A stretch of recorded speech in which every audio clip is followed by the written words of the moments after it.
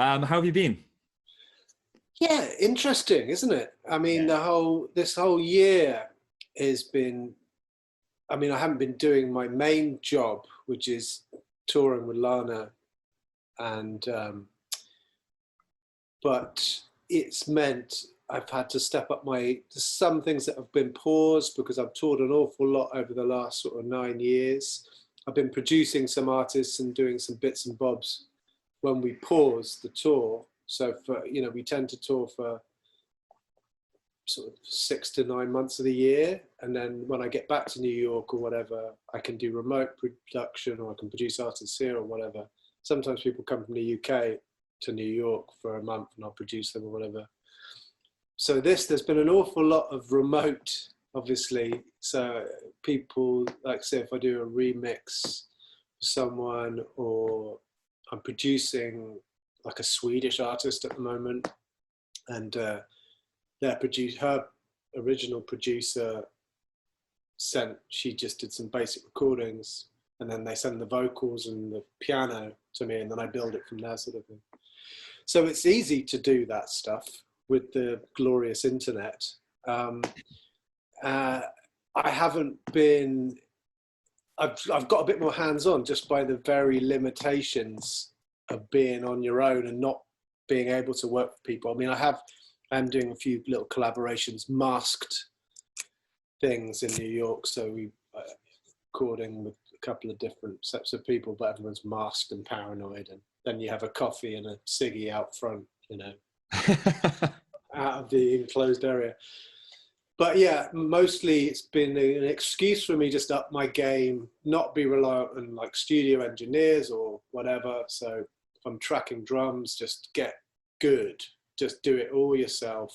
Make sure I've got the good mics, all the preamps and gubbins to get it done. And then, so that's been sort of educational and satisfying on some levels. But it is strange. I mean, it's strange. It's almost a year we've been locked down now. Like, hasn't been are you in the UK, right? Wales, yeah. So I know that lockdowns have come and gone a bit where you are, just from talking to friends and family over there. It's been pretty bloody strict the whole time here. Just a culture of mask or you're a bastard, And because we got this governor, Cuomo, who's like the opposite of Trump's gone now. The demon is dead. He's gone. But luckily in New York State, we had this guy, Governor Cuomo, so like week 1, he's like, we're going to listen to the adults, the scientists, and the scientists say, wear a mask and you're less likely to die. It's like the idiot guide to not dying of the plague. Whereas in places like Florida, it's like, you're taking away my freedom. And then they drop dead a week later, freedom to perish. So I quite liked the idiot's guide to not dying of the plague that we got. Yeah. It sounds like you're in the right place for it. Yeah, I mean, but New York's mental. Like, it's like, Walking Dead. Like, there's no one around. So one of the things I do for exercise, I regularly do this like 10K walk, which takes about 2 hours. And I'm in Brooklyn, so I kind of walk under the underpass, under this like brutal looking freeway, like, so kind of purposefully grim at the beginning. And I come out the end of that bit, that takes about 20 minutes. Then I'm in like hipster central. So try and get through that as quick as possible too. It's grim in a different way. Too many top knots. Get through that. And then you get down to the Manhattan skyline. So just the view it still gets me. I've been here for like 8 years. But it's, I've been doing that every few days and listen to music I'm working on or podcasts or whatever. And walk over the bridge into New York and then back again and then back home along the river side with the kind of Manhattan skyline the other side of the water. Sounds amazing. That's been really amazing actually, because you don't, much like when I lived in London, if you're getting the tube everywhere and stuff, you don't really know the geography of where you're at. You learn Camden You know, where's Yeah. the best pub, whatever. Yeah. And it was the same here, but this has sort of just made me explore and, you know. Yeah, I think you're one of the first people that I've spoken to that actually is taking like positives from this like mad break and pause, you know? Yeah. Yeah. Well, yeah. I mean, I'm focusing on the positives right now. We adopted 2 kittens, me and my missus, street kittens, just to Okay. expand the family. It's great in some ways. Here's a negative. One of the kittens clearly wants me dead. I keep waking, I keep waking up in the night with this ominous, gothic-looking cat just staring down at me. And we call it. Her name's Samantha. She came with that name, which is really the wrong name. She's actually the angel of death. It's like that film, you know, when they adopt a child and that child is like the Antichrist. I Yeah, can't remember what what the is film that? is called. Oh, I think it's called yeah. Orphan. Oh, right. Something like I don't think that. I've seen that one. It's the same guy that did Pan's Labyrinth, I think, I isn't think so. it? Yeah, yeah. So that's basically what you're living in right now. There's And an the cat. ominous kitten with an agenda. Yeah. So one of the first things that I usually talk about and usually like to ask is like for a condensed version of how people got to where they are now. So you've been playing for Lana Del Rey for like over 8 years, which is a huge, huge gig. Yeah. And you've done loads of stuff for TV and film. What is the kind of condensed version of leaving school to where you are now? So my dad was a musician, is a musician, and he was like a successful 70s glam rocker in a band called Sailor in like 1975, 1976. So when I grew up, there was musical instruments in the house. I was always just really into bands and stuff. So I did terribly at school, but I did okay with being in local bands. I sort of spent my teen years in the West Country in Bath. And my dad, I sort of reflected a bit on this in the last year while buying new gadgets for production and stuff. My dad definitely, he didn't know much about drums. I gravitate towards drums. That's like my first love in terms of making music, because there was drums in the out. Dad had like a sort of studio in inverted commas with the guitars, keyboards, drums and stuff. And my first band rehearsals were in this like sort of extended shed at the family house. And but then Dad also, when I wanted to up my game after playing in lots of bands and stuff, he had written some musicals and things after being in this band Sailor.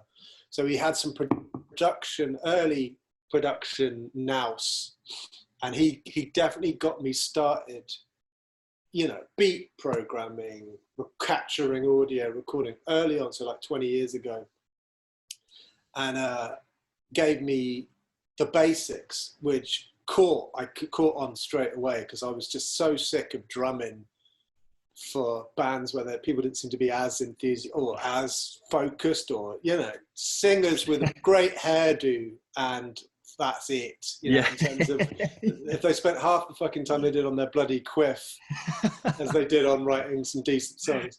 So I just, in the end, you know, I started writing just through necessity, and my dad gave me those start off chops. And now it's funny because I'm like helping him along as he updates his Logic and stuff. I give him some plug-in tips and what have you. He's more of a hobby for him now. But so that was, Dad always talked about music. It was the thing that he sort of made an okay living at. So that was obviously useful. It wasn't some obscure thing that I was reaching for. It was something that he knew a bit about that, so he encouraged it. So I always had lots of encouragement. I left Bath in my late teens and did a lot of traveling.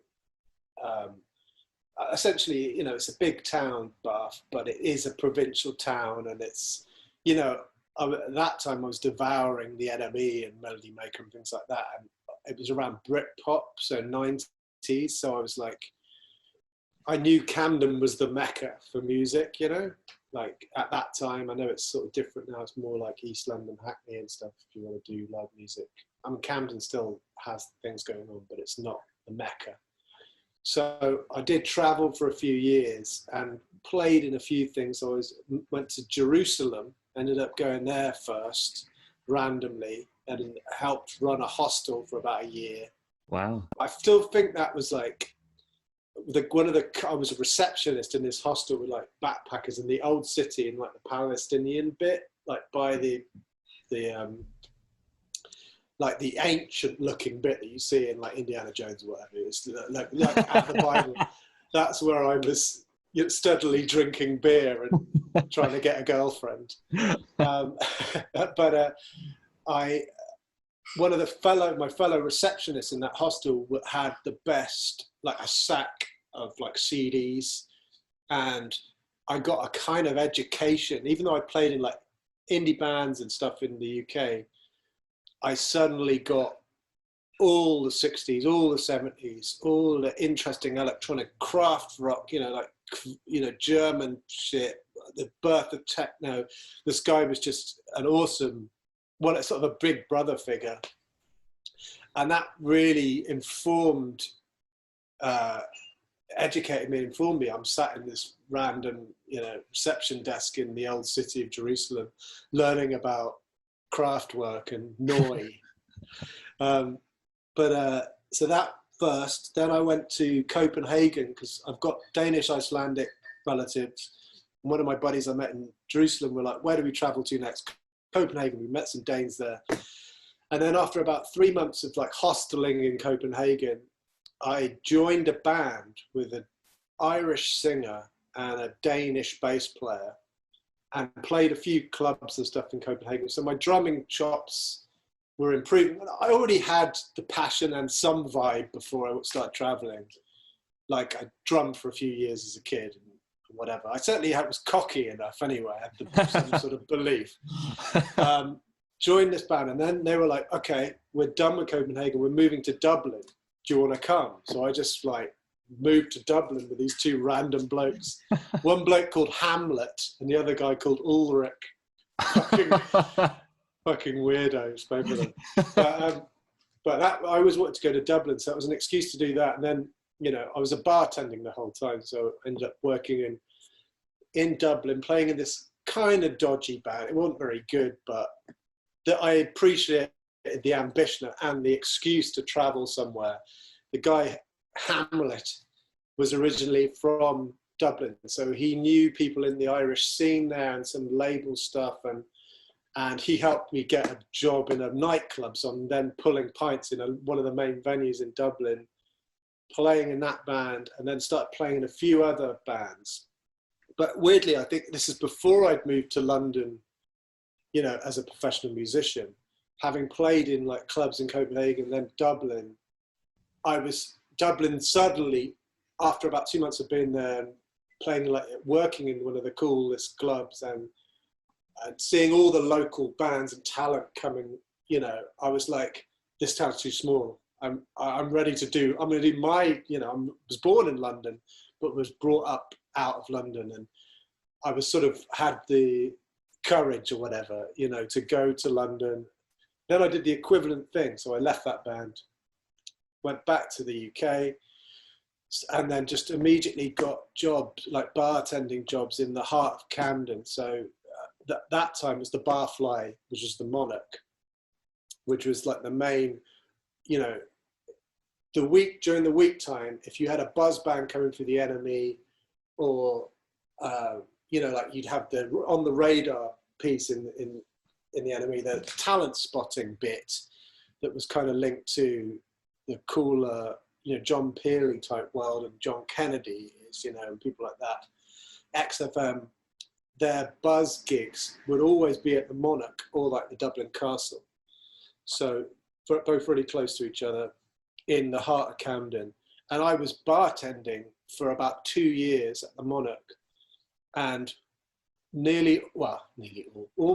lot of my close friends who also worked there, either taking money for tickets for the gigs there, or fellow bartenders, ended up, when I started getting some success in indie world and all that, they also did in different parts of the industry. So like two of my main who are still like two of my best mates now, ended up being in that band Athlete, who, you know, went on to sell like 1 million records, and they got the golden beautiful record deal that we were all hoping to get.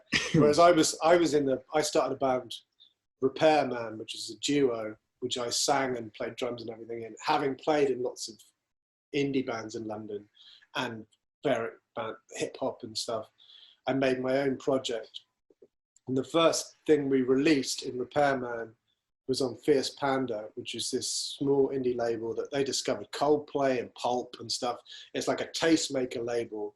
And the guy, Simon Williams, who also wrote for the NME, really loved this first thing that we did. And Athlete, who got their big, juicy, golden record deal that we all wanted, they signed to Parlophone, right, at the height of Radiohead and Coldplay, who were both on there.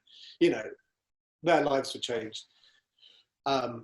We got this management deal with Jamiroquai's label. So we suddenly had an injection of cash, very exciting as well at the same time. And then we had this little cool indie deal with Fierce Panda, me and this other guy, Ben. We then went on the road with Athlete. So we ended up touring the UK and parts of Europe. We were mates, but they also, the two bands, we were a bit more left field, beatsy, like electronics and stuff. There was live playing in it. But it was awesome because they got, you know, we on their coattails a little bit. We learnt the chops. Yeah. I learnt a hell of a lot, like opening for this band. And then like 2 years later, when we were still putting things out and they gravitated to arenas, you know, they had #1 albums and stuff, we went and toured with them again. And so that's how I kind of ended up in Lana World. Is this a long answer to a question? Or no, what? This is great. I'm just rambling on. No, this is perfect. Okay. So, yeah, it does sort of tie in because the monitor engineer for Athlete, this guy called Peter Abbott, he was like the guy fixing the sound for people's, you know, in-ears in that band, is now the tour manager for Lana Del Rey. Right. So, and he's like one of the main sort of tour managers. He's, you know, super powerful. He does Dua Lipa, you know, big pop acts. He does all these, Ellie Goulding, you know, all of those people are on the same management as Lana. But when there was an opportunity, because at the same time as I was doing these indie things, I started getting into composition and producing other artists. I produced this girl called Bo Bruce, who was a finalist on The Voice, but I produced it just before she did that. And then this EP that I made with her, she had this little publishing deal and they paid me. She was a Repairman fan, so she was a fan of that little indie thing I'd done in London. I ended up playing all the instruments for her, and then she came second on The Voice, and this little EP I'd made with her went to #1 in the UK. So it was like thing I recorded in I'd moved out of London by then. It's after a few years of doing indie world in London. I moved to Brighton, and she would come to Brighton and I'd record. So around the time of Lana's management looking for a drummer, they wanted a drummer stroke producer, someone who had a few of those chops. And it was just, you know, that was me, basically. I certainly was qualified for the gig, as in I produced a bunch of things, and I certainly knew my electronics. There's a lot of electronic beats in Lana World, you know. So I had a bunch of those toys and I had the skill set. So they brought in an English musical director, Johnny,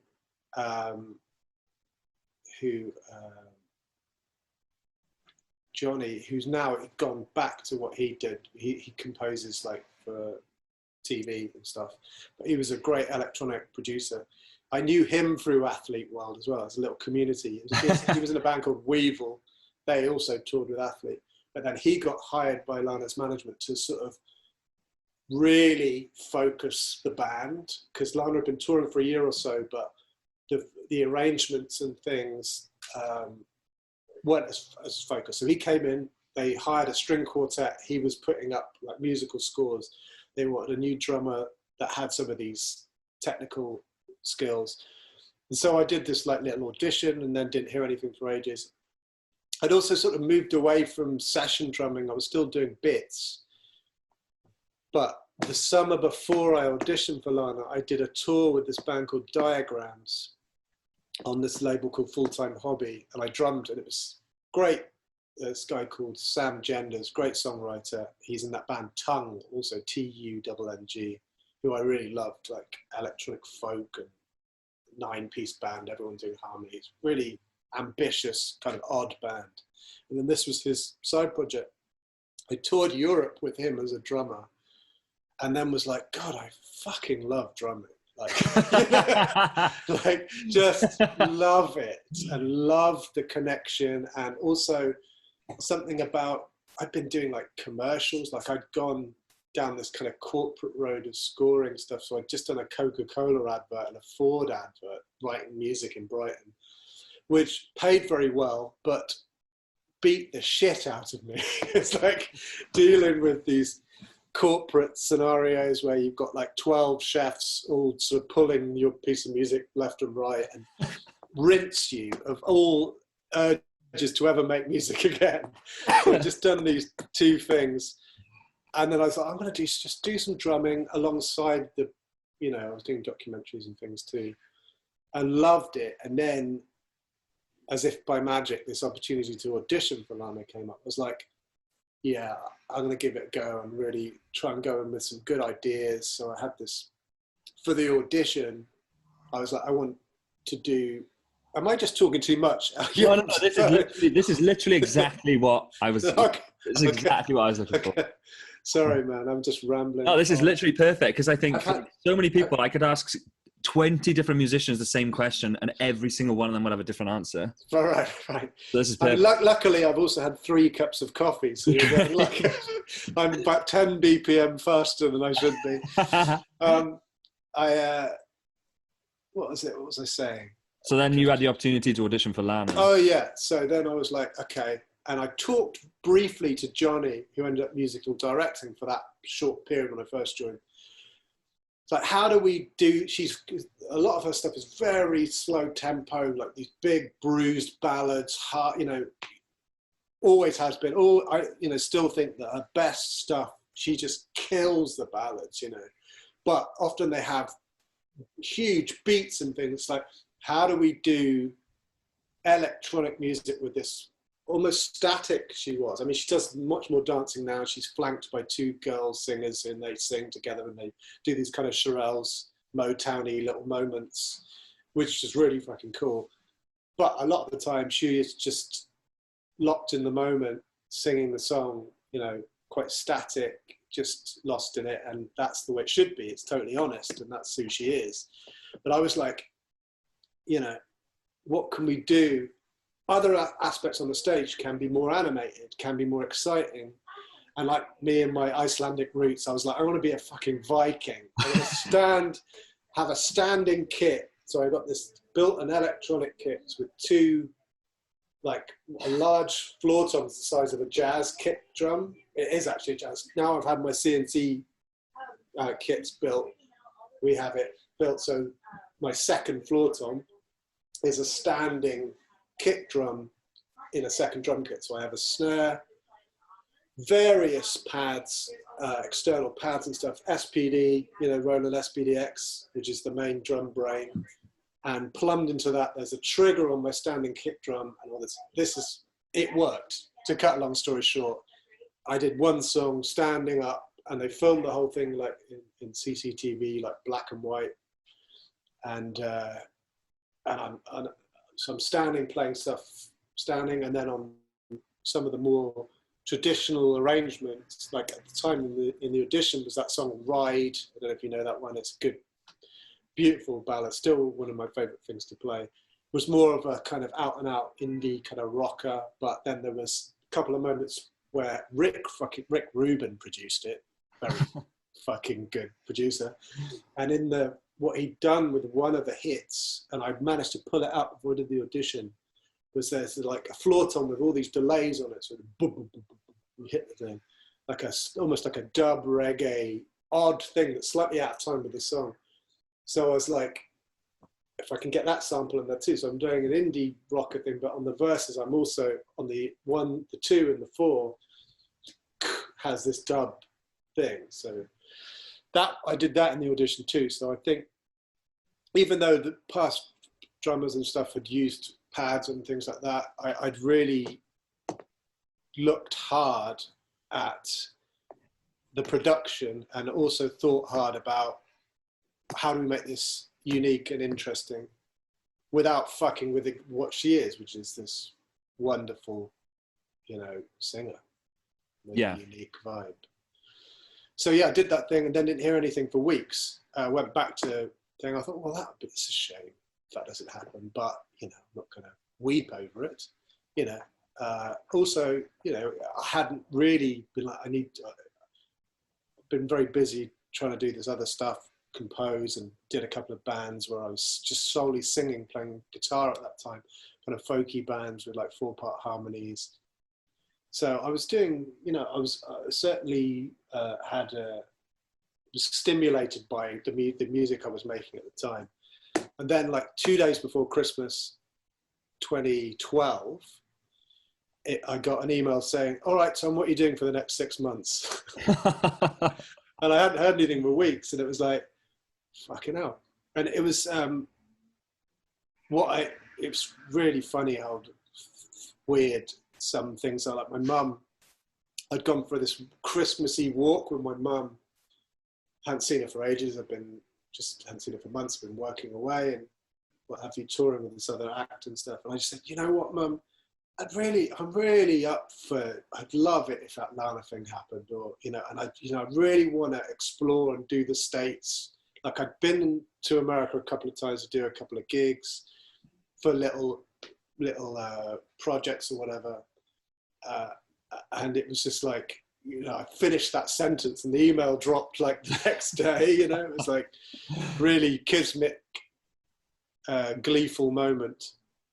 And I got drunk to celebrate that day. That's the perfect way to do it. But yeah, I mean, it's been a whole bunch of stuff. Obviously, we've been touring for years, done all the crazy touring, and it's important to me to keep making music in all forms.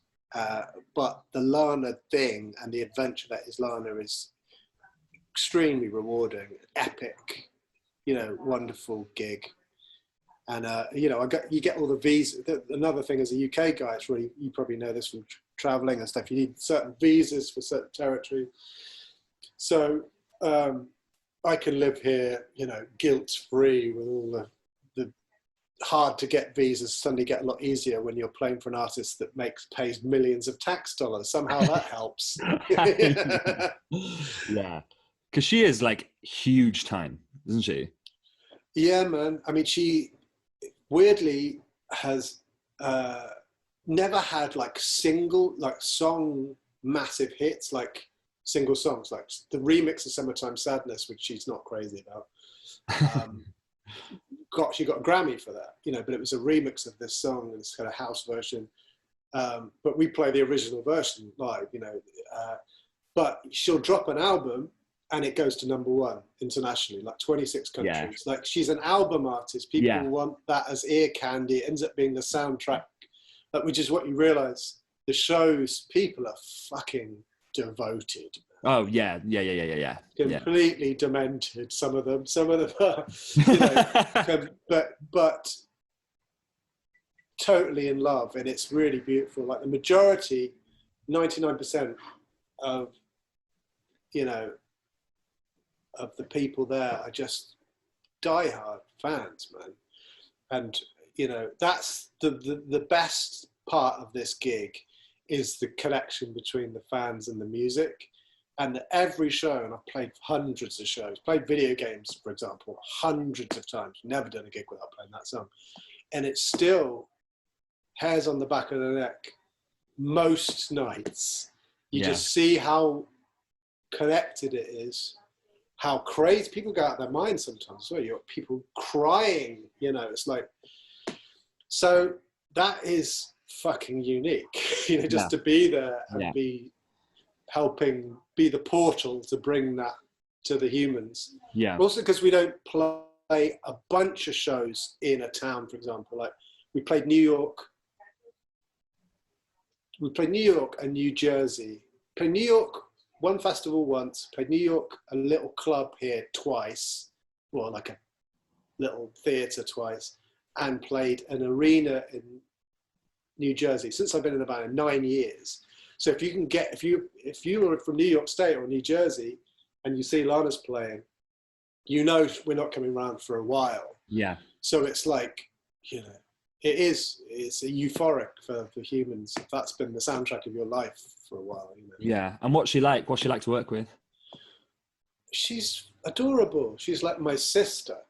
She's actually the same age as my sister. And, you know, she's quite often will prepare the music. So a new album will get finished. We'll prepare for a little while before she joins us, just to make sure we've got the arrangements, we're doing it justice. I'll always, you know, the rest of the band are in LA.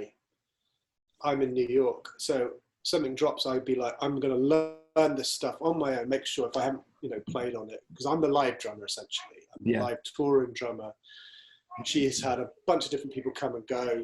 Sometimes there's no drums at all. It's programmed and we work out how we're going to do it in a live capacity. You know. So we've learnt the stuff, learnt the material. I'll often won't come anywhere near LA until I'm like really happy that I have a handle on, at least a rough handle on like 80% of the arrangements.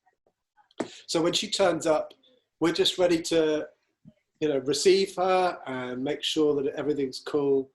But she's fucking adorable, man. I mean, she's so generous to us. It's a family vibe.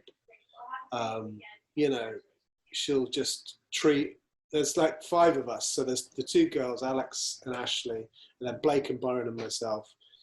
And, you know, we got a couple of days off. She's like, okay, guys, I'm going to treat you. And she just takes us to some fucking amazing restaurant up in a castle over there in Italy. And you're like, is this real? Like, it's actually, even my dreams don't have this production value, you know? Like, I'm sat in a turret being handed like shellfish, you know, by some bloke who looks like a wizard in a silver tuxedo. This isn't real. Yeah. Or like, she'll treat the whole crew. We'll have a day off and we're in Sydney or something. She just rents a boat and fills the boat with food and drink and just all the crew and everybody. We just go out on a yacht. And it's just like, she just wants to do a nice thing because everyone's focused, worked really hard, everyone's super professional. So that's amazing. Like, yeah, she doesn't have to do that stuff. And I've certainly heard some of my buddies who work with big artists don't get that, you know. Yeah, I can imagine. But yeah, I'm just a huge fan of her music too. You know, I really respect her creatively and as an artist, which makes it a lot easier. You know? Yeah, I'm sure. So I think the last thing she did, the last album that's been released, because we haven't got the new one yet, is the best thing she's done. You know, it sounds like a lady in her early 30s, you know, just being purely herself. Some of my favorite melodies, and we did a bunch of that on this last tour. So time, end of 2019, was mainly that record and some of the classics, you know, from the other tunes, but felt really good. Like one of the tours we did was the small towns, small cities in like the Midwest, so all like cowboy country, you know, playing random places like Oklahoma. And she, you know, I wouldn't have thought there's a huge profit margin for that because we're still a big crew and we're playing to like 2,000 people a night. Because the main show is like to anything from 8,000 to 20,000 people arenas, you know. This was like, because she wanted to see part of America, she's aware that a lot of those places haven't managed to see her yet. And we had guest performers every night. So someone would turn up, rock up, and it'd be someone like, one night we had Sean Lennon play with us, you know, turn up because they co-wrote a song on one of her albums. Then we had like, you know, Joan Baez turned up at one point, and you know, Chris Isaac, Wicked Games, can turn up for a show. The guy from Death Cab, and she, you know, some of these people aren't like really good friends of hers. She's just like, I love that guy from Death Cab for Cutie. I love that song, Into the Dark. You know, that lovely ballad of yeah. like a few years ago. And she's just like, I want to do a duet of that. And then she gets his emails and he's like, oh yeah, I'll be there next week. You know, 'cause everybody loves, everybody, he's sold millions of records, that guy, and he's huge, you know, fucking Grammys coming out of his ass. And he's like, oh yeah, sure, Lana, I'll be there next week, you know. And then you get to be playing it. Like, I love that band, you know. Yeah, Suddenly, yeah. And it's just kind of cozy, man. You know, it just feels, there's a, like Sean Lennon, who's like a huge celebrity in his own right, just was hanging out. I was playing table tennis with him for days. It felt like, you know, just getting Beatles gossip. That is amazing. Yeah, it was fun. And so for the tours, you mentioned that you do a lot of the work before you'll meet with her in LA. I know some like big productions, they rent sound stages and stuff. Is that the sort of thing you do? Yeah. So when I say, I usually just prep for myself and peace of mind. I'll prep learning the music just on my domestic drum kit. Probably I've got an SPD, this SPD SX, the Roland electronic drum kit here. So I'll do a bit of that. LA is where all the proper work happens, and we'll block book, you know, a big studio, usually with a sound stage. We might do the first couple of weeks on a slightly smaller room with monitors, front of house, my drum tech, keyboard tech, who I would say is probably the hardest gig because we've got a lot of tracks, a lot of video. So often if we've got an orchestra, sometimes we'll replicate it with, you know, samples and strings, but sometimes we'll have orchestra and backing. So keyboard tech has a bank of like 4 laptops, you know, in case one goes down. Yeah. And, you know, there's often Lana backing vocals on backing tracks sometimes, and there'll be some element in there anyway. And also, majority stuff gets played to clip because we've got time coded to the video screen. Right. So it tends to be the last week, or if we're doing an arena tour, the last week will be in a movie type studio, which is not intense in the slightest. And we often do that in Britain, actually. If we're going to do a European tour, we'll do that in the UK in Bedford, which is Brexit central, but bastards. There's a good noodle bar there, though. So just don't mention Brexit and concentrate on the noodles. That's what happened. But in LA and Americans, we might end up in Burbank. So we do the equivalent stuff in Burbank, which is like Studio City, where a lot of movies get made. And we'll rent for the last week a thing with, you know, big screens for the video and what have you. And also there might be a side little studio for dance. So if the girls are working on some little cute dance stuff, they can peel off and don't have to fucking listen to us running the same song. Right. Sometimes they can do their own thing. So it used to be like, usually it's like a medium-sized to then large studio in preparation. And so how long, like from when like a new album will come out and then from to it being... I lost you for a couple of words there. Can you hear me now? Yeah. I don't know why my microphone keeps going in and out. I'm not sure. So, you know, from the start to finish, when a new album comes out and then you learn it to being show ready, what is the rough time scale to that? To be honest, it's never been the same twice. I would say one consistent thing is, you know, 'cause you might drop an album and then we're not touring that album for a few months. So we could, you know, we might have a few shows, but we might not expand the set until the following year when we know we're going to have a tour, specifically like the Norman fucking Rockwell tour, the NFR tour. We knew that was coming up. So we knew we wanted to have 7 tracks from the 12 from the album plus bolstered. I would say the process, as they say in the States, would take usually about a month. Okay. That seems, about right, with all the production, all that.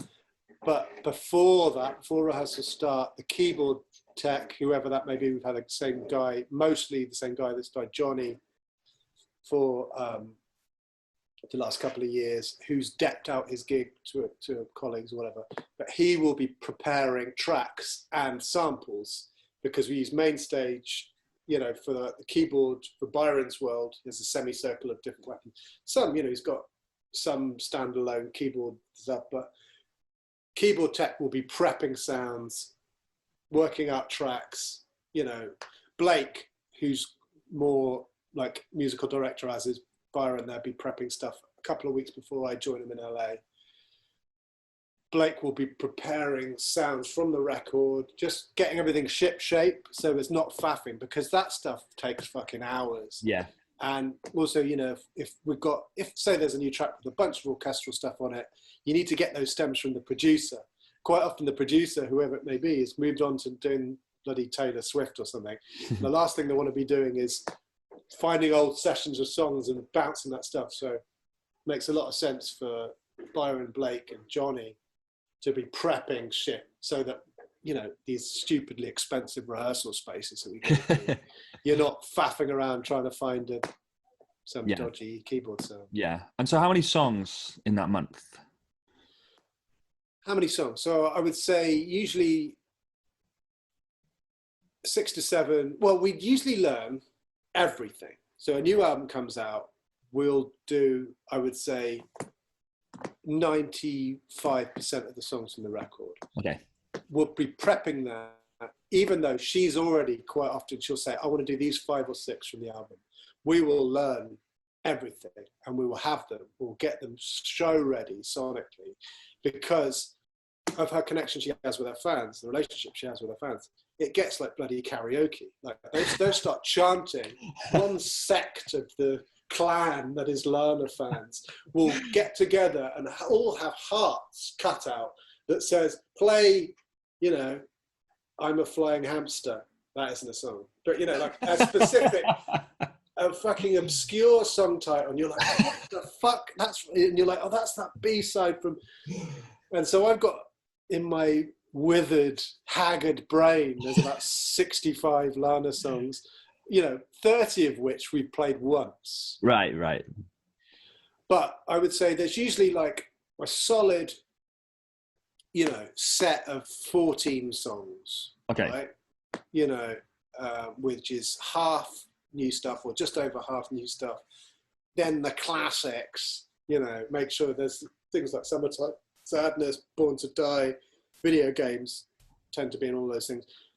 Then there's things like, you know, West Coast, which drifts in and out, and Ultraviolet's drifts in and out.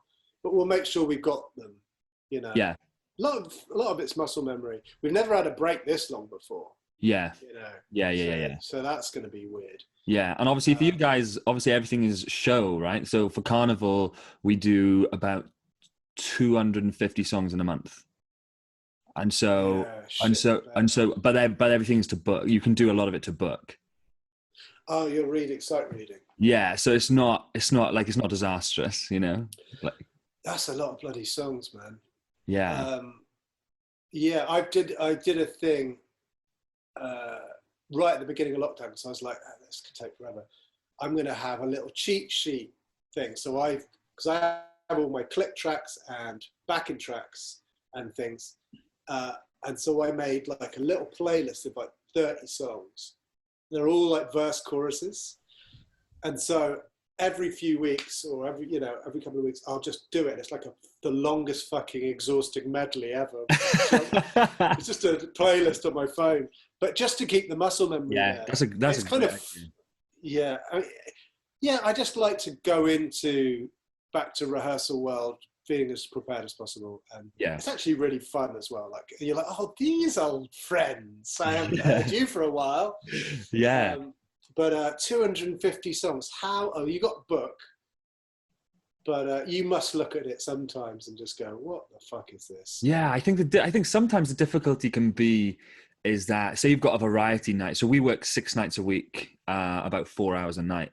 And so sometimes the only difficulty I find is that you're jumping from like Rosanna 1 minute to then like a Stevie Wonder song, and then you're jumping to like a brand new pop song like Bruno Mars, and they've got some of the best drummers that have ever lived. And so sometimes I find the difficulty in the authenticity, you know. So it's like, how do you authenticate how do you do justice to each one of those genres? Do you mean? But if you're like, you do one pop song and then you're in a pop mode, and then you're immediately in Motown, and you're having to try and think about it a different way. That's like how I see it anyway, you know? Yeah, man.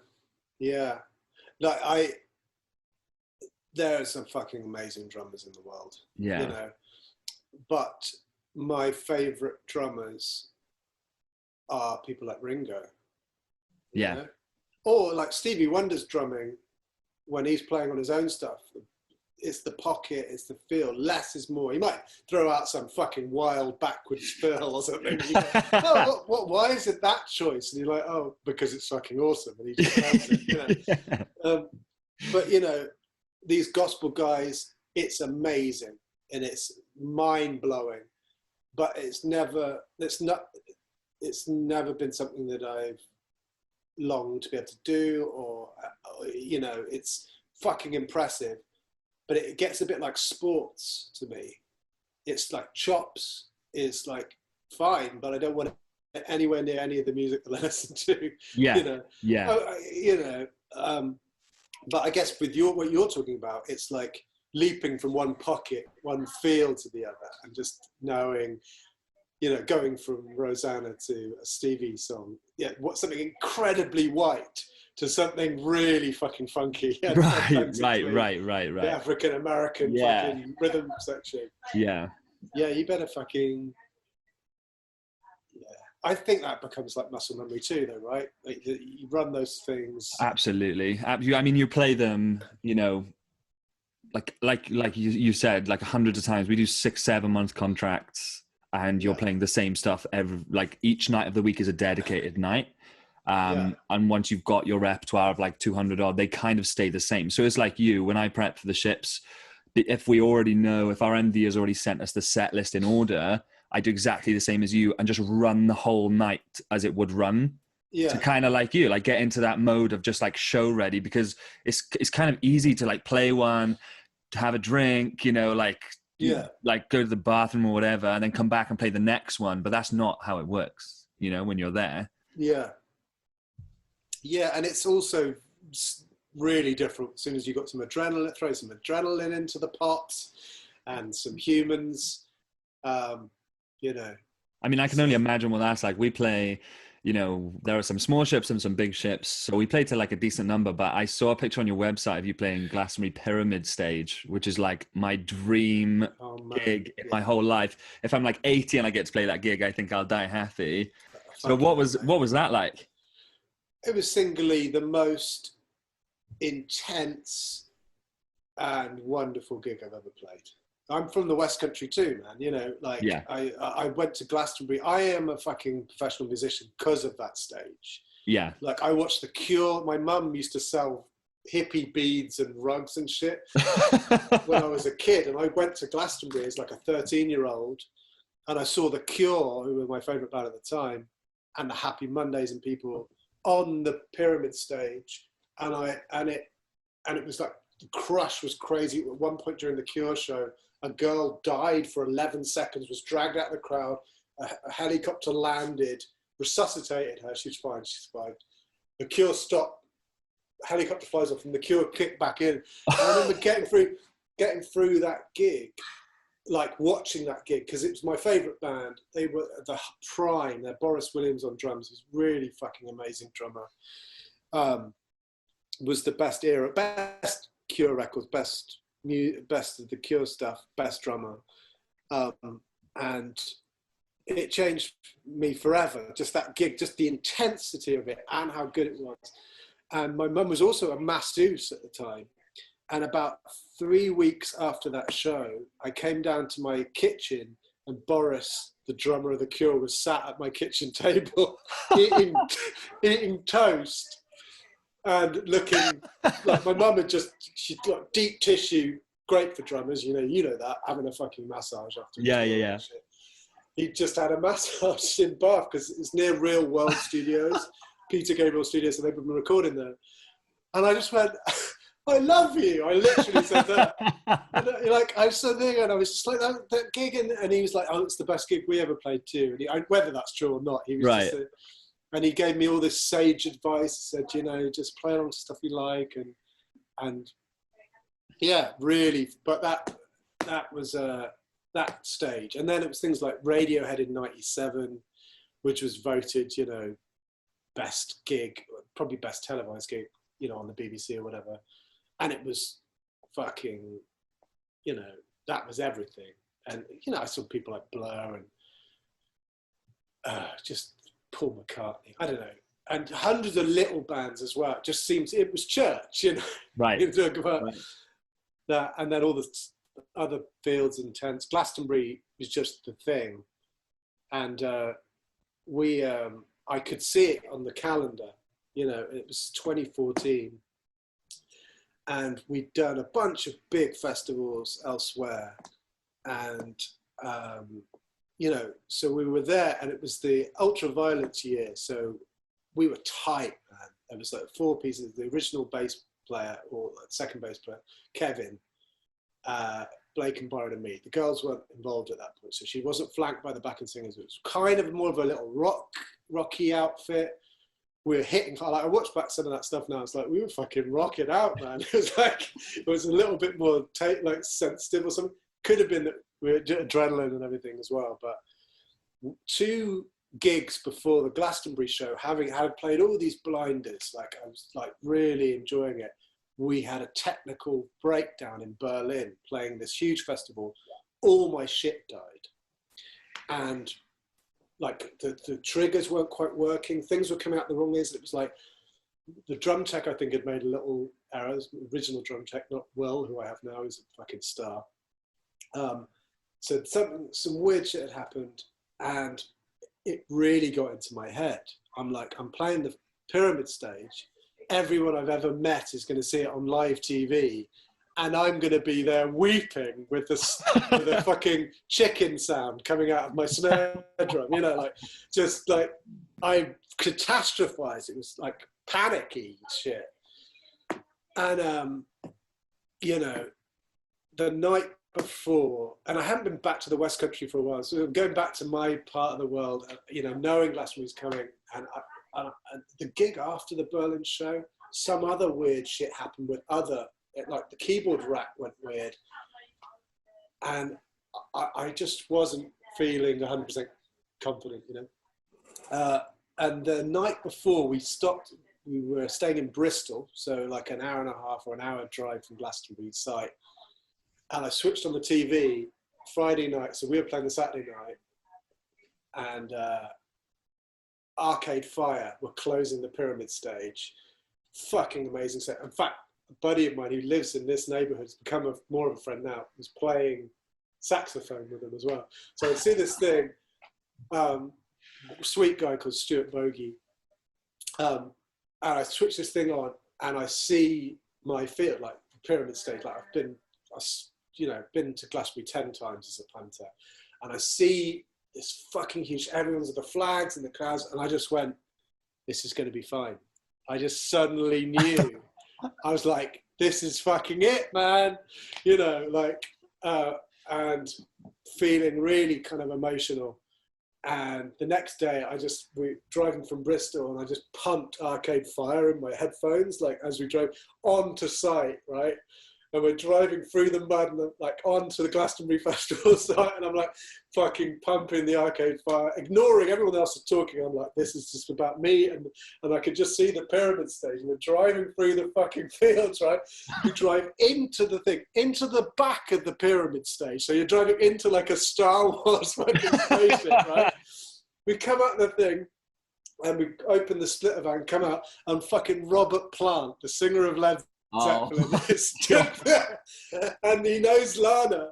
Lana is in the car in front of us, comes out, and she's like shaking hands with him, because we'd played a festival actually with them, and we'd kind of fist bumped him, cheeky spoken to him about 2 months before, and then, you know, and I see Robert Plant, me and Blake are just like fist bumping Robert Plant, and and you're like, okay, if the Lord Mayor of rock and roll welcomes you into the spaceship, everything is going to be fucking fine. Yeah. Yeah. But, you know, my little sister was my guest. You know, we all had these VIP guests who were privy to come into the spaceship. And she was stood in the wings. So kind of directly opposite, because at that point I had my main kit was kind of side on, I'm diagonal facing out the audience, and then my standing kit was face out to the crowd. And I'm just looking up, and my sister is just weeping all the way through the show, with Lana's dad, who's the sweetheart, Rob, has just got his arm around Laura, you know, my sister. My God. And it was just, and like at one point, you know, Lana's sister, Chuck, who's like a filmmaker and a documentary maker and a amazing photographer, video maker too. She was like filming us, and at one point she just smiled and shook her head. There's so many moments during that show. We're playing some super sad ballad, you know, like I've watched the gig back a couple of times. And I'm laughing my fucking head off with such joy. Like, you know, we're playing a song that's like about, you know, despair and your heart breaking, and I'm just like, fuck! like I'm playing with the monkeys or something, you know? Yeah. But it was fucking amazing. And then, you know, I was a bit more. I'm not really very active on social media at the moment. This last year has been really good for me just to concentrate on creativity. At that point, I was sort of more plugged in. I will be plugged in again, but just taking a break. And just, you know, literally on Facebook, then I was much more active. Like everyone I'd ever met had saw the gig, you know, and was all posting their TV screens. And it was, it felt, you know, after that I was like, well, I could just become a shepherd now, I guess. Yeah. You know, like, Yeah. Just casually walk. That's exactly how I feel right now. It's like when I do that, I can just hang my boots up. Yeah. We were meant to be playing it again, Glastonbury 2020. It was in the diary, man, and it got pulled. Yeah, you will though. You will again, 100%. Yeah, you know what? If we don't, it will also be fine, because, like I said, it couldn't be that good again as well. You know, like that's literally like one of the best stories I've ever fucking heard in my whole life. Literally everything that I want, like Pyramid Stage to be, is literally like personified in what you've just said. It was like being swallowed, like, you know, like an ominous fucking The Robert Plant thing, like, is what gets me the most, though. Yeah, and he was telling it like later that night in the spaceship post gig. Kirk Hammett from Metallica was sat on the sofa there. So I'm name dropping now. No, I love it. But Kirk Hammett was sat there sort of talking to Lana's mum, you know, like it was like a, you know, Thanksgiving dinner or something. And Robert Plant was telling stories about Lana's dad was talking to Kirk Hammett. It's just a strange duo if you know what they're talking. And Robert Plant is telling Lana's quite straight mum, you know, she's not a rock and roller, she's a sweet, nice lady, talking anecdotes about cider and crack cocaine. And me and Blake are just, Blake's the guitarist, you know, who's a huge Zepp fan too. He's just like listening and nodding. I didn't have anything to say. I'm a huge Zepp fan. Sometimes you just want to listen to him. He was just an anecdote machine. He was happy to be that. You know? And I bet he's got some incredible anecdotes. Yeah, you are also thinking, I'm looking straight at the face of Robert Plant. So you know somebody. Yeah. I'm looking at Robert Plant's face, okay, and I'll just nod. Does any of it? You know when you like walk out onto the stage, and for you played in the middle of the day, right? That for that show, yeah. When does it start to compute like where you are? You know, like you said, you went to Glastonbury like 10 times. That was always like I think that's the pinnacle for any British musician. Is Glastonbury main stage. So like, did it hit you at any point that you were like, fuck, like I am playing like Glastonbury main stage? Yeah, I mean, I was almost sick before I went on stage. Fucking shitting myself, you know. But we have this group hug.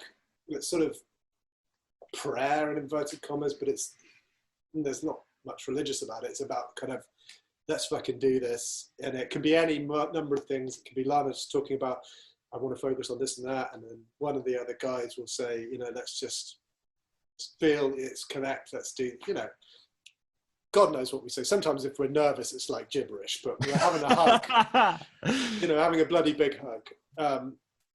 And Amy Winehouse was a friend of Lana's, and she'd passed away. And she'd had that historic show at Glastonbury, and Lana had mentioned having watched the Pyramid performance of Amy, I think, in one of the weeks leading up to this bit. And a friend of mine passed away at Glastonbury once, years ago. This is West Country times, nasty drugs, you know, passing around in our youths. So there was this sort of tinged melancholy with Glastonbury too, even though it's this euphoric party place.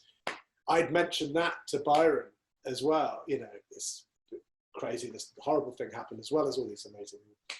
And Byron in the huddle had said, you know, let's do this show for everyone who didn't make it this far.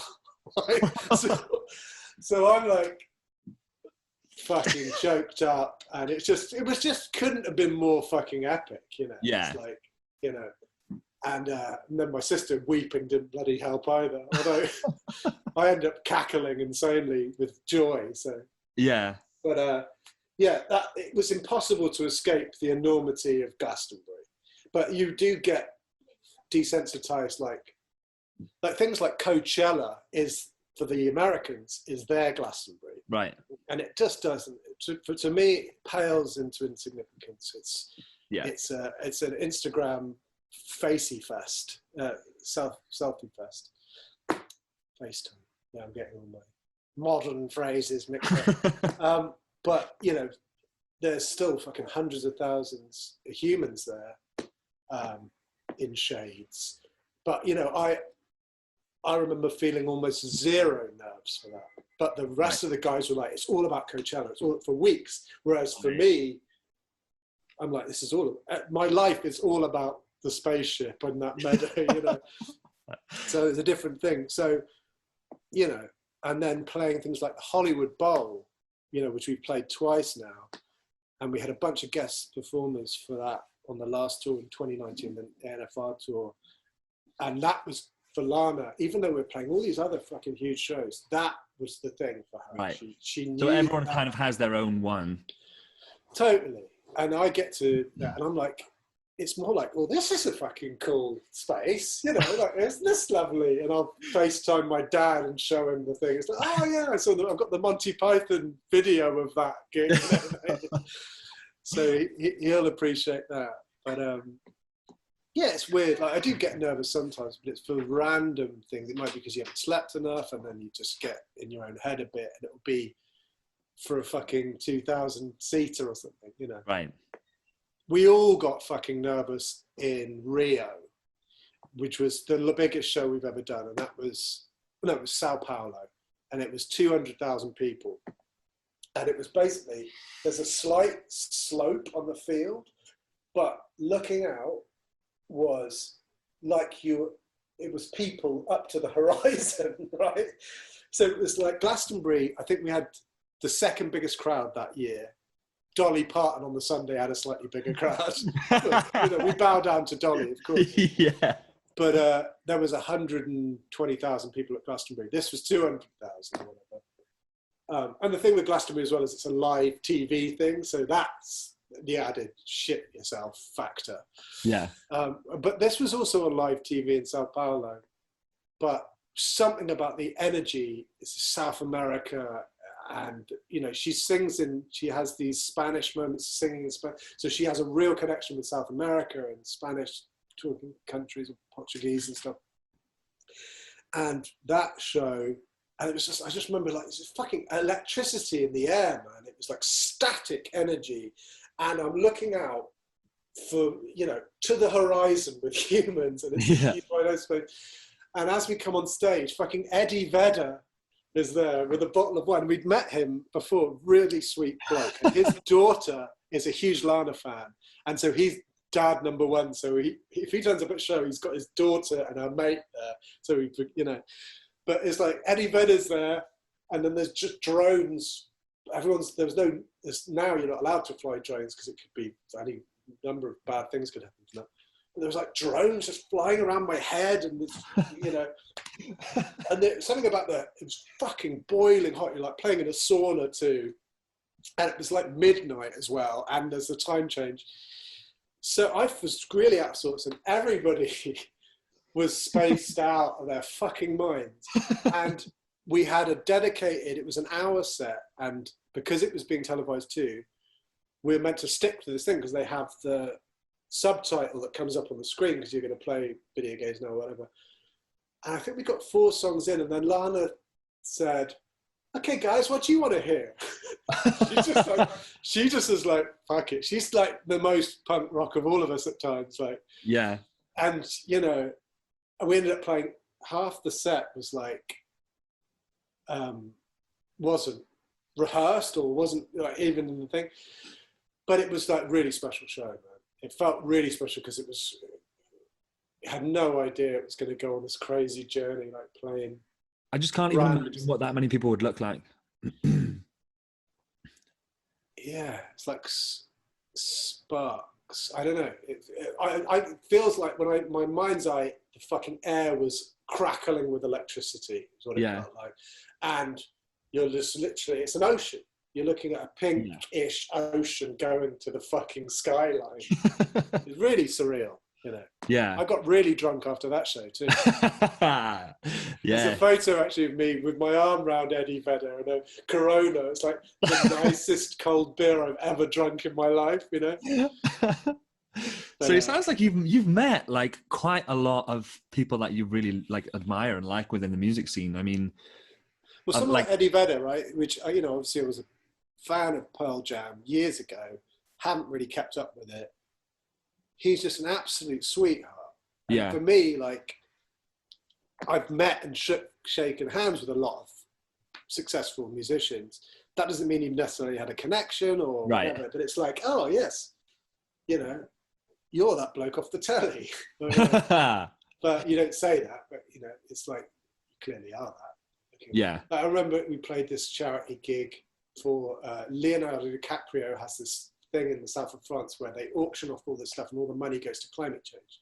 Good idea. So we played 2 songs at that thing.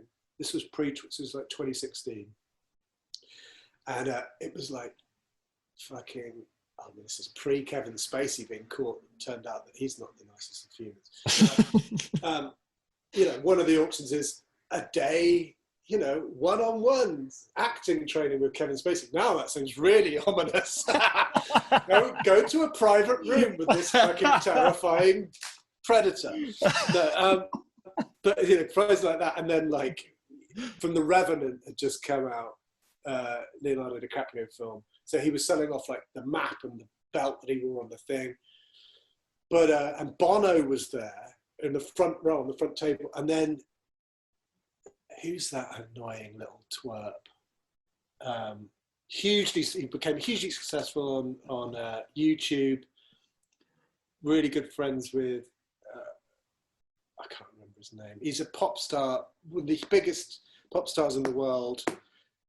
He's disappeared from view for a little bit now. Justin Bieber? Yeah. Was it annoying little twerp that Yeah. Justin Bieber is sat in the front row in a pork pie kind of hat, and we kick into Blue Jeans, and he starts beatboxing along with us, like in the front, like this really fucking. And I just remember looking up at Blake. It's like our lives are fucking weird, like laughing.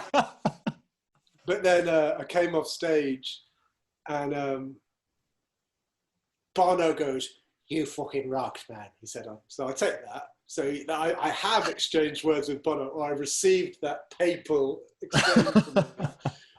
And we'd sort of rocked, but it's like all these billionaire businessmen eating dinner with their celebrity and model wives.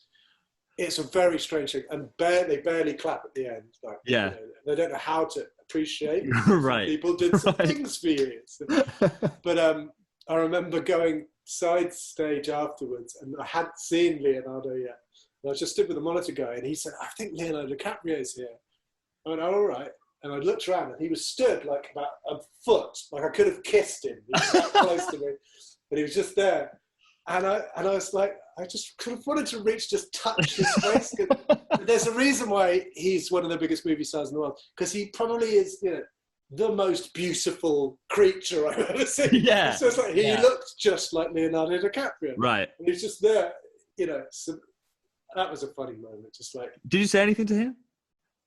no, I don't think I did. I don't think I did. I mean, he was about to start comparing stuff. He was like in the wings in his Oh, tanks. okay. But, you know, I talked to, his name drop time, because that was a fucking weird gig. But Adrian Brody, you know, that actor? Yeah. He's in Pianist and things like that. You'd recognise, he's in a bunch of really good Wes Anderson films and stuff. Yeah. I talked to him about craft beer and The Clash that day. He was a nice bloke. Any drummers? Drummers. Who's the... Oh, fuck. I mean, we toured South America with Beck and Blur. Wow. And it was a rotating headline. There's 2 stages. But the drummer, Dave Rowntree of Blur, who was like one of my heroes when I was growing up, was fucking adorable. And he'd every night, like, watched me twice from the wings, and I'd come off stage and he'd just be like, shake my hand and I go, well done. You know, it was like the elder sage of rock. So I remember having a genuinely nice exchange, just the sweetest bloke. And like, I was fucking obsessed with Blur for about 2 or 3 years. They were my favorite band, you know, and really creative, great songwriters. Drummers. I mean, I've hung out and chatted to a lot of drummers. Radiohead, both their drummers. I had a slightly awkward exchange with those guys. It's weird. Like, it's easier when you're at the coalface. Like, if you're all playing festivals, then it doesn't feel like you're badgering, or it's like it doesn't feel too stilted. Like, you see someone, you're both reaching for the same curry spoon in catering. You know? So you're like, all right, mate. Did you have a good day at the office, love? You know. But. Yeah, I can't think off the top of my head like who always end up chatting to musicians. Drummers are usually really approachable and sweet. Yeah. Do you find at that sort of like very, very elite level of like playing and gigs, and that most musicians and drummers are like amicable and nice to be around? I think they are. Yes, I think they are when you're at the coalface, you're doing the same thing. I've definitely met some unsavory fuckers with bad egos. Not, you know, like, or just like, you're just like, this is going to come back and bite you, or you're going to be thoroughly miserable, you know, for the rest of your life. Spoiled people acting out. But I'm not mentioning any names. I also, I would say that I have met, usually people are really sound. Yeah. And nice. And also, you know, I'm playing with Lana. A lot of people like Lana. So that's an in to start an amicable exchange. You right. End up talking about, you know, Breaking Bad with them or whatever, but it's like FIFA. No, the guys from Coldplay turned up at a Hollywood Bowl. Drummer Will and Johnny. Fucking adorable blokes. And we just talked about the computer game FIFA for about an hour. Yeah. Really normal, lovely blokes. I know the producer, Rick. I work with Rick sometimes on some stuff. So that's an in as well. It's easy to have an easy exchange if you've got, you know, some link to it. It's not like, I've met, you know, other people, like some people you meet. There was a point when I was like, you know, there's the singer of Pavement. I'm a huge fan. I'll go and sort of force him eating lunch with me in catering. You know? You know, but I try and be self-aware, you know, as well. Like, yeah, because you don't want to be that guy either, right? What a wanker, yeah. Yeah. Yeah. I think the only exception for me would be Ben Howard. I think if I ever met Ben Howard, I would like pester him, and it would probably be quite embarrassing. He's a good writer, right? He's a songwriter. Yeah. He actually did a cover of video games, I think. Yeah, man. He's done 2 Lana covers, I think. He's great though, yeah. Yeah. No, I remember it was he sort of was more in public view in like 2017, 2016, right? Yeah. Yeah, I remember I have a few tracks on some playlists. Yeah. And this is something that like not many people really cover, because obviously they see you do like Pyramid Stage and like the Sao Paulo gig and you're playing with Lana Del Rey. What are some parts of like the job that people don't necessarily see, or like, you know, they're not as great as people might think? Well, now I'm in my 40s, so it's all about it's fatigue that gets you. And if you're like anything, if you're doing anything, if you're fucking exhausted, then one, it's harder to do your job well, or you know, be content in your work, and two, you know, it's just not good for morale. Like so I feel like for me, when we're doing a lot of touring, it's all about maintaining. Like when I was in my 20s and doing tours around Europe in my little indie bands or my projects, it'd be like, okay, who can drink their body weight in beer as quick as possible? And you don't need to sleep, and you don't really need to eat too much. You know, maybe an English breakfast every other day, and then just try and find a club in fucking Amsterdam, you know, whatever. And that fucking hilarious and brilliant, and I did an awful lot of that. But I would say for me, and I don't want to sound fucking, maybe I do, maybe this is just the truth. I feel like the way, trying to do like huge shows when you've had zero sleep for several days is fucking stressful. Yeah. It's really, because it's a big enterprise, and you know, you can do a couple of them, and sometimes they're even better if you're in this heightened weird space. But I would say that, you know, and you know, there's one summer, I'm not a really comfortable flyer. So if you're flying a lot, and I can't sleep on flights, that adds to it. So I would say a combination of that, fatigue and flying. Like one summer we did 35 flights in a couple of months, you know, like it's ridiculous. And I was sort of dealing with not being able to sleep great. And I remember being like, I should be enjoying this more, but I'm feeling fucking stressed. Yeah. But you know, that I'm having to reach for that. I'm having to reach for that feeling now, because you know, the pros do outweigh the cons. The boys are vegans, so dietary is challenging. I end up just by proxy in it, and I've enjoyed it the last couple of tours, just being a vegan too. I'll fucking eat vegan, and you feel great for it. If there's a difference between, you know, takeaway vegan and some posh vegan shit that gets made for you somewhere in a town, and then you've got it waiting for you coming off stage, you're like, this is a good vibe. You know, Yeah. So I know that that's really challenging for the boys, because they are both militant, and I think by proxy we all get a bit more veggie. Lana's is mostly veggie, I think. So we end up with good. If we've got catering, then it's usually good veggie and vegan stuff. But what else? I mean, being away from your missus for months on end is challenging. I mean, thank the Lord for FaceTime. Yeah.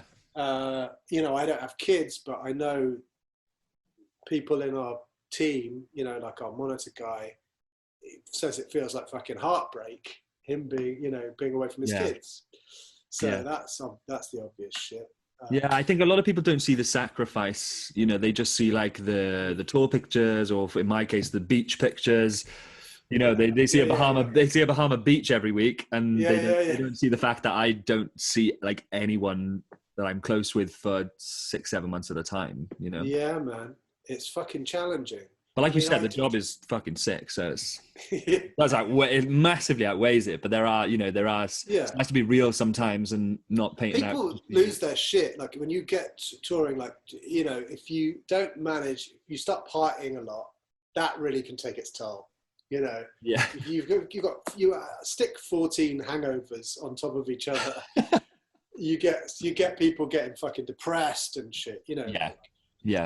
You know, the crew have a much tougher gig, obviously. They're having to get up sometimes with no sleep and then build the fucking rig and build all the stuff, and then, you know, and then be super switched on for the show. Us musicians have a much better gig. I mean, yeah, totally. And so this is the last one, actually. This has been like one of the best conversations I've had. Oh, splendid. Amazing. I've really enjoyed it. Yeah. So what advice would you have for people? I know you've touched upon like when we were talking about the gospel stuff earlier, it's just like that authenticity of it wouldn't be right for what you were doing, you know? So I would love to know what your advice would be for up and coming musicians, drummers, or anyone who would love to land a gig with one of the biggest artists in the world. I think something invaluable for me, and it just so happens it's also one of my passions, is like the electronic side of stuff. So having that in your canon, in your toolbox, at least, even if you can't afford the shit, get your head around triggering, sampling. Definitely playing to click is just rife now. You know, like everybody has, most bands or acts have, you know, be click friendly, practice to click so you don't give a shit. And so, and it just becomes, you know, I don't even fucking hear it some nights. You play the whole gig, I don't even fucking think of the click. And that's just from practice, isn't it? Practice. Yeah. I would say divide your, if you're going to do solo practicing, divide your time up between work and then passion. So like for me, I love fucking early rave music and shit, and like the early programming and beats, which is like essentially fast old school hip hop. So like the Prodigy, before the clown punk scenario got really pushed, are fucking innovative. And it's basically Tribe Called Quest approach to beat making, but it's British, greasy little thugs. But you know, I'll fucking drum for half an hour to early Prodigy just to make a connection with it. Fucking, you know, divide your time up with the passion and the stuff that you really like, as well as, okay, I want to fucking work on my rudiments for this thing.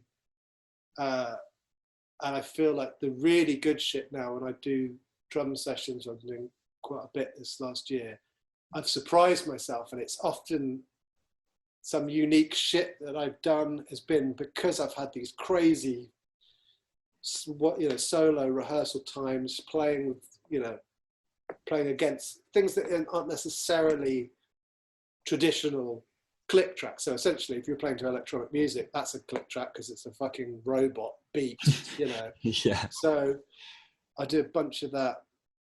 I would say, as a drummer, production, all that stuff has paid dividends. The fact that I really understood DAW, so logic, beat making, sequencing.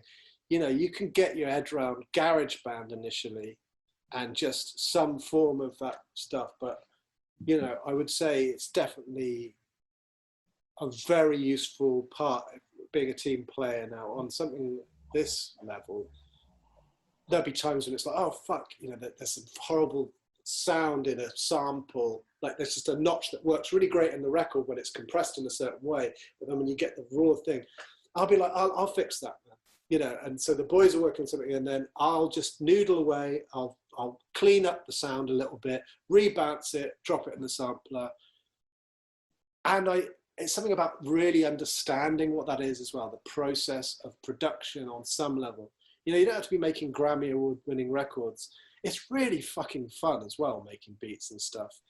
And I feel like, you know, now when I'm producing, remixing things, do a lot of that.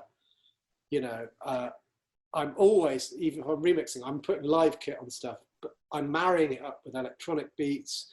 And that's kind of how I ended up in Lana Waters, that my own project, Repairman, was a beautiful combination. I'm really proud of that work still, of me learning sort of production, but mixing electronics with real drums. And then, you know, when they're looking for a drummer that has those capabilities, I just so happened to have, they knew that I had those skills. So I would say that's really useful, you know. And so is a lot of that like trial and error? I had some really good advice of a bloke once said to me, a friend of mine called Ian, who makes a lot of like high-end library music and stuff now, but he's done not TV music. And he said, if you like it, it's right. Right. And it was the best fucking advice, especially at the beginning of that thing. You find out there are certain things that are really useful to know, like a lot of mid-range stuff clashes with each other. So you want to be working out how to take away certain tones so that you don't get the soupy sound. That's actually really fucking easy when you know how. But I would say trial and error.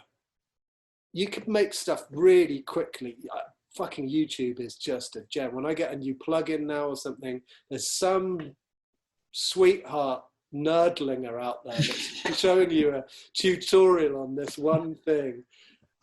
You know, and I bow down to these dudes, you know.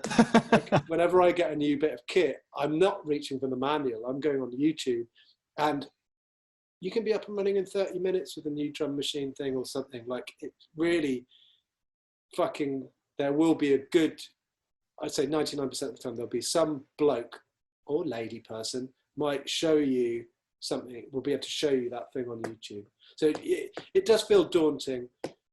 But, you know, I don't know. Some of the best beats ever were like Tribe Called Quest stuff in the 90s. And now, you know, all of that science behind that is used in modern hip hop and stuff today. Some of the best things he did was a very basic drum machine fed through a fucking guitar pedal. You know, like, you can make brilliant shit with very little, you know. And I would just say, just do something to make yourself fucking happy. Yeah. Like, the best shit I've ever done, and the reason why I get hired now, is when I manage to let go of, you know, what should this be, and just do something for yourself. And that's the good shit, you know? Yeah. And so, because I know, like, you know, in the time of just like unlimited information, I'm sure many, many players in all instruments are getting lost with, you know, like 1 minute it's like, oh, I should be practicing this. And then they see something on Instagram and they're like, oh, that's pretty sick. I'll just do that. And so like they're bouncing from all these places. How would you navigate that? How do I navigate it? Or what, how should, yeah, maybe both. How does one and how do you? I mean, I feel like I've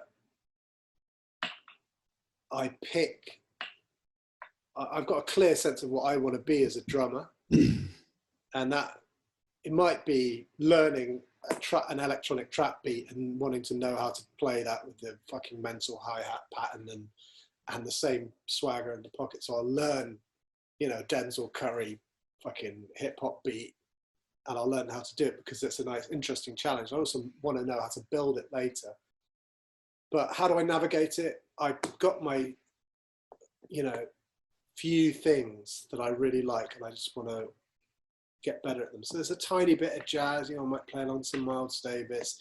I'll play along to a bit, you know, if I'm going to be, all right, let's just have a jump around the vibe. Bit of Miles Davis, bit of fucking bizarre country music, you know. And so following your passions, right? Follow your passions, and, you know, and just get a vibe, try and get a vibe with the music, play along to it. You know, I tell you, the Jeff Buckley drummer, what's his name? He plays with St. Vincent now. But there was a point, and I think that's this, I copied that album Grace, all the drums from that. I just loved it.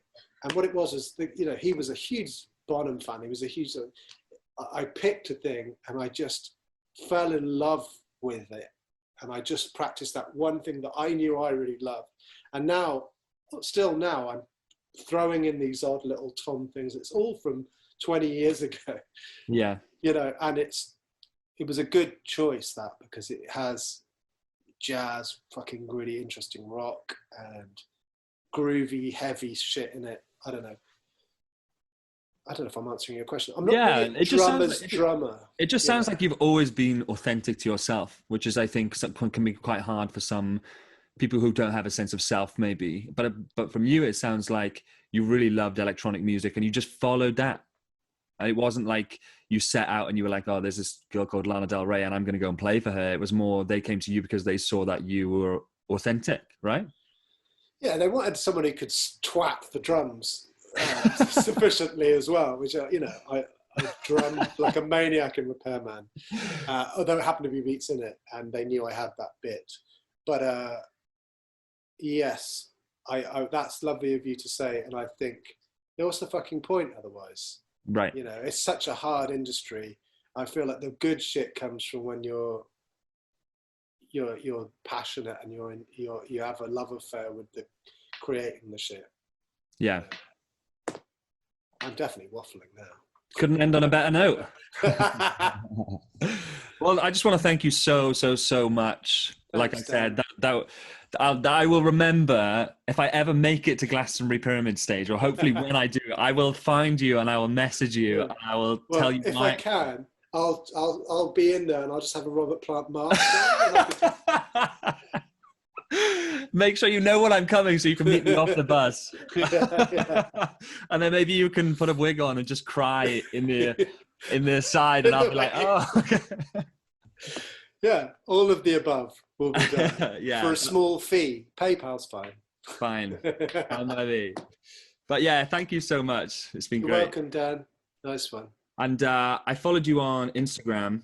So like I said, I'm not really doing an awful lot there. I intend to come back and do it. I'm checking in for messages and stuff every week or so. But yeah, Insta would be the place. Twitter is not so much, but yeah. Well, sometimes depending on where we are, sometimes depending on what ship we're on, we actually dock in New York sometimes. Oh yeah, man. So if I'm ever out there, I'll shoot you a text.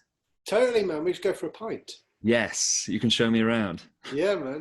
In my 5 hours off the ship. if the plague is gone, there's only about 412 amazing bars in New York. Perfect. Hopefully I'll dock 412 times. All right, mate. But no, it's been a pleasure. Thank you. Thank you, Dan. All right, mate.